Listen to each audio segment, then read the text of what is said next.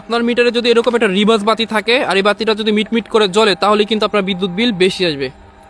আসসালামু আলাইকুম, জোরে বিদ্যুৎ সেবায় সকলকে স্বাগতম। আজকে আপনাদেরকে মিটারের এমন একটা বাতির সাথে পরিচয় করে দিব যে বাতিটা যদি জ্বলে তার মানে হচ্ছে আপনার বিদ্যুৎ বিল বেশি আসতেছে।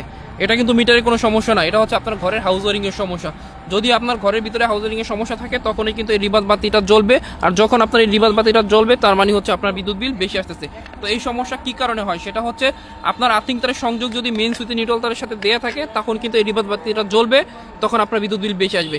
এছাড়া যদি আপনার ঘরে আরও অন্য মিটার থাকে এবং 2 মিটারের কমন নিউট্রাল ওয়ারিং এর সমস্যা থাকে তখনও কিন্তু বিদ্যুৎ বিল বেশি আসবে। ঠিক আছে, তো এই সমস্যার সমাধান করতে হলে অবশ্যই দক্ষ ইলেকট্রিশিয়ান দিয়ে ঘরের হাউস ওয়ারিং সঠিক করাবেন, তাহলে এই বাতি জ্বলা বন্ধ হয়ে যাবে। আর যখন এই বাতি জ্বলা বন্ধ হয়ে যাবে তখন হচ্ছে আপনার বিদ্যুৎ বিল বেশি আসার সমস্যাও সমাধান হয়ে যাবে। আমি আবারও বলতেছি, এটা কোনো মিটারের সমস্যা না, অথচ মিটারটা ভালো বিধায়, মিটারে এই বাতি সিস্টেমটা আছে বিধায় কিন্তু আপনি সহজে বুঝতে পারতেছেন যে আপনার ঘরে কোন সমস্যার কারণে আপনার বিদ্যুৎ বিল বেশি আসে।